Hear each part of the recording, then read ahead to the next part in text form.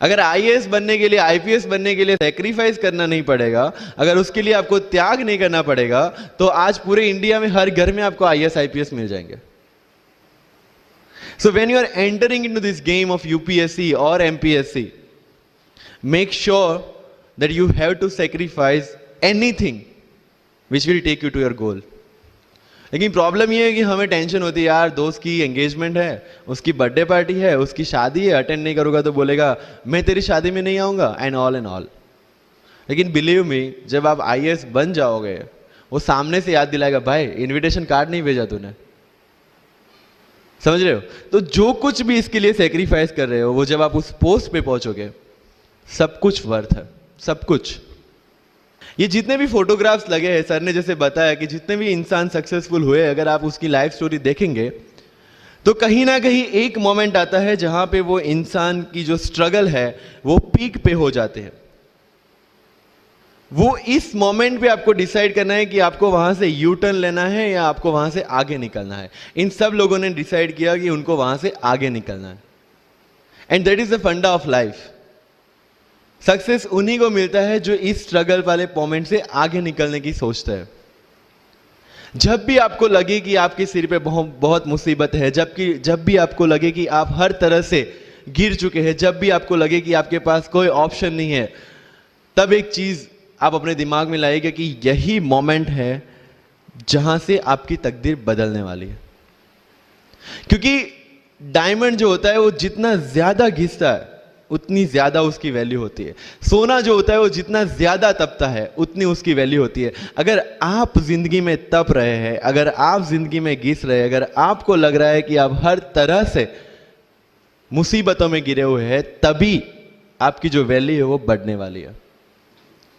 और यही मेरा एटीट्यूड रहा है. लोग बोलते हैं कि तुम्हारी फाइनेंशियल कंडीशन ठीक नहीं थी, पापा इलेक्ट्रिशियन थे, मम्मी हाउसवाइफ थी, डायमंड के कारखाने में काम करती थी, उसके बाद उन्होंने मैरिज में रोटियां बनाने का काम किया और उस तरह से मैं पढ़ा. लेकिन जब मुझे पूछा जाता है कि ऐसी कौन सी चीज है आपकी लाइफ में जो आप बदलना चाहते हो, एंड आई सेड नथिंग. क्योंकि अगर वो चीजें नहीं होती मेरी लाइफ में तो शायद आज आपके सामने में नहीं होता. तो अगर लाइफ में प्रॉब्लम्स है, अगर लाइफ में स्ट्रगल है, जैसे सर ने बताया struggle is a part of life, and I strongly believe in that. क्योंकि अगर हम दिल्ली में थे, मेरे दोस्त के साथ में निकला बाहर घूमने, तो बोलता है यार ऐसी लाइफ चाहिए, कोई मगजमारी नहीं, आराम से बैठते पूरे दिन एसी वाले कमरे में, बहुत सारे पैसे है और कोई टेंशन नहीं, ऐसी लाइफ चाहिए मुझे. मेरे पास ऑप्शन है. बोलता क्या? बोला देख सामने एटीएम का रूम दिख रहा है, एसी वाला कमरा है, बहुत सारे पैसे, कोई मगजमारी नहीं, जॉब ले ले. क्यों आईएएस आईपीएस में दिमाग खराब कर रहा है? अगर स्ट्रगल नहीं चाहिए तो you have to compromise with that life. जब भारत वर्ष का सपना चंद्रगुप्त ने देखा, चाणक्य ने देखा, और उस भारत वर्ष को बनाने के लिए जब ये संघर्ष जारी था, और तब नंद के राजा धनानंद की डॉटर दूरदराज से चंद्रगुप्त को प्यार हो जाता है, और जब चाणक्य उनको बोलते कि नहीं तुम्हें उससे दूर रहना है, और तब चंद्रगुप्त बोलता है आचार्य कभी कभी सोचता हूं कि जिंदगी में या ये भारत के सम्राट बनने के लिए इतना त्याग, इतना बलिदान ना देना होता तो. और तब चाणक्य रिप्लाई करते हैं तो हर कोई भारत का सम्राट होता. This is the fundamental rule of life. UPSC सिर्फ आपका नॉलेज चेक नहीं करता. Make it very clear in your mind. जैसे सर ने बोला it's a game of wisdom. आपको पहले ऑफिसर बनना पड़ेगा यहां से. यूपीएससी का काम तो सिर्फ थप्पा लगाना है कि हाँ ये ऑफिसर बन गया. जितने भी आईएएस आईपीएस ऑफिसर्स को आप मिलोगे, you will realize this thing कि ऑफिसर वाली क्वालिटीज इसमें पहले से है. आप जब प्रिपरेशन स्टार्ट करते हैं तभी से समझ लीजिए कि आपकी आईएएस और आईपीएस की ट्रेनिंग भी स्टार्ट हो गई. बिकॉज जो क्वालिटीज आपको चाहिए as an officer, as a IAS, as an IPS, क्या क्वालिटीज चाहिए? फर्स्ट ऑफ ऑल कॉन्फिडेंस, कि जब आप उस सीट पे बैठते हैं आपके सामने कोई भी क्वेश्चन आएगा you will be able to handle the issue. ये कॉन्फिडेंस लेके आपको उस सीट पे बैठना है. यही कॉन्फिडेंस चाहिए when you start the preparation. Decision making, अगर हर एक टॉपिक पे आप हर एक कोई को पूछने जाते हैं भाई इसमें कौन सी बुक पढूं, इसमें क्या पढूं, इसमें क्या करूं, then you are not suitable for this exam. आज मेरे पास काफी मैसेजेस आते हैं, sir please give me your strategy. I am sure आप में से काफी लोगों ने किसी टॉपर्स को पूछा होगा please share your strategy. Why? हर एक की स्ट्रेटजी अपनी खुद की होती है।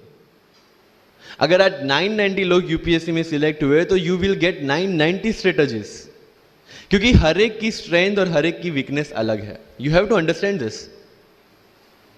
आप कभी डॉक्टर के पास जाते हैं बीमार होके और कभी डॉक्टर को यह बोला है सर जो आगे वाले पेशेंट को दी ना मुझे वही मेडिसिन चाहिए? डिड यू से like that?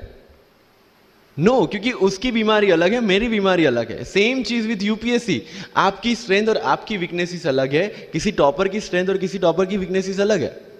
Why should I walk on the same path, जबकि मुझे पता है कि वो मेरे लिए बना ही नहीं। I have to create my own path.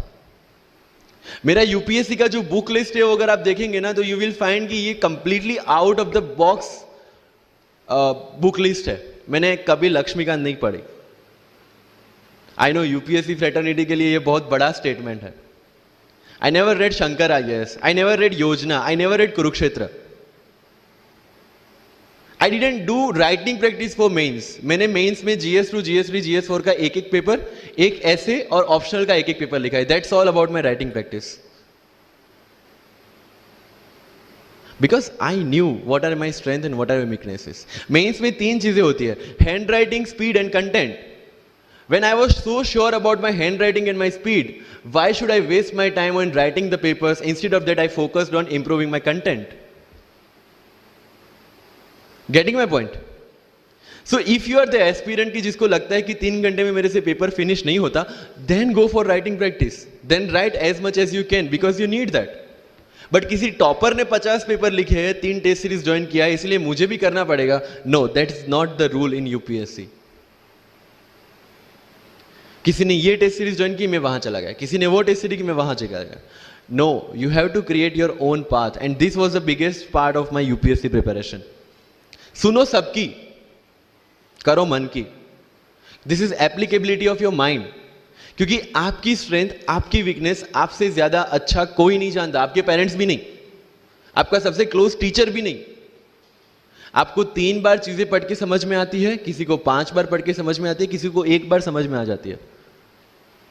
But I want follow the same path जो आगे लोगों ने फॉलो किया है, वो मेरे लिए बना ही नहीं है। I have create my own path. Getting my point? Yes और नो? सो जो मजदूरी है वो सड़क पे एक इंसान 12 घंटे गड्ढा खोद के भी करता है और एक टॉप कंपनी का सीईओ भी 12 घंटे दिमाग चला के मेहनत करता है। लेकिन how he is different from that person on the road? Because he uses his mind.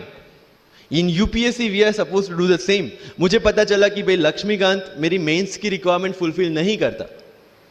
Prelims जैसे सर ने बताया was not into consideration. I know कि उसमें सिर्फ एक ब्रिज क्रॉस करना है, एक हर्डल क्रॉस करना है। अगर मैं प्रीलिम्स में 180 भी लेके आया, 190, इवन 200 भी लेके आया, तो मेंस में तो मैं सबके बराबर ही खड़ा हूं। Why to waste your time and energy on something which is just qualifying? Instead of that, put your focus and energy to something, mains and interview, कि जिसकी वजह से आपको सर्विस मिलना है। Good marks in mains ensure that you are in the list. Good marks in interview ensure that you get the service of your preference. Prelims is about quality. Mains is about quantity. Prelims में always मेरा target एक ही था, जो भी test में देता था, जो भी मैं सॉल्व करता था, I just need to cross 120, that's all. जितना सेफली मैं 120 क्रॉस कर लेता था, I put the paper aside, क्योंकि आज तक यूपीएससी का कट ऑफ कभी 120 से ऊपर गया नहीं और जाने वाला नहीं है। That was very clear in my mind. So minimum risk लेके मैक्सिमम आउटपुट लेना वो प्रीलिम्स का काम था। एंड उसके लिए आपको सिर्फ प्रैक्टिस ही चाहिए। As sir said, there is no separate preparation for prelims. What I did, January तक mains oriented preparation, February से I started test series। Vajiram में January से test series start हो जाती है। I started test series, I started revising the things and then prelims आ गया, दे दिया, खत्म। So मेरा strictly एक ही चीज आपको कहना है कि अगर आपका prelims जून में है तो mid of May तक सारी test series खत्म कीजिए। Last 15 days में सिर्फ यूपीएससी के प्रीवियस ईयर के पेपर्स कीजिए, तो आपका जो माइंड सेट है वो यूपीएससी एंगल से सेट हो जाएगा। जो पर्सनालिटी टेस्ट लास्ट में यूपीएससी लेता है, इंटरव्यू नहीं है वो। We consider it as interrogation. Interview को इंट्रोगेशन लेके चलता है, वहां पे पूछताछ होगी नहीं। अगर यूपीएससी की इंटरव्यू में 10 में से 9 क्वेश्चन के आंसर भी आप सॉरी सर और sorry ma'am I don't know कह के देते हैं, उसका कोई इंपैक्ट नहीं पड़ता। इंपैक्ट पड़ता है वो 9 क्वेश्चन न आने का प्रेशर आप कैसे हैंडल करते हैं। आपके पसीने छूट जाते हैं या आप वही टेम्परामेंट के साथ इंटरव्यू कंटिन्यू करते हैं। मार्क्स उस चीज के, मार्क्स है आपकी सोच के। एक ऑफिसर के तौर पे जब आपको आईएएस या आईपीएस की सीट पे बिठाया जाएगा, how will you treat the citizens of this nation? What will be your attitude to each and every person who is going to come and meet you? These things are being tested during UPSC interview. और इस सारी journey में अगर सबसे important कोई चीज है तो that is your learning attitude, और not for UPSC, for life even.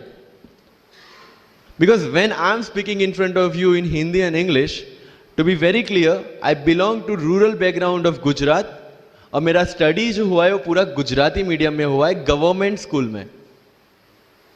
12th तक का स्टडी मेरा गवर्नमेंट स्कूल में हुआ है, गुजराती बोर्ड में, गुजराती मीडियम में। And yet I can give my UPSC interview in English in Delhi and score such marks. Where did it come from? कहां से आता है ये? मुझे अभी भी याद है, मेरा college National Institute of Technology Surat था, जहां पे मेरे साथ जो पढ़ने वाले बच्चे थे वो सारे सीबीएसई आईसीएसई वाले थे, और मैं एज ए एलियन वहां पे पहुंचा था, क्योंकि तब मुझे पता चला कि मैकडी जैसा भी कुछ है और उसमें बर्गर जैसा भी कुछ मिलता है। That was my first exposure to any metro city. And जब मैं उनसे इंटरेक्शन करता था और इंग्लिश बोलने की ट्राई करता था, तो जैसे संजू मूवी में इंग्लिश दिखाया गया है गुजरातियों का, जो जीरो को जीरो बोलते हैं, उसी तरह I was also like that. Mother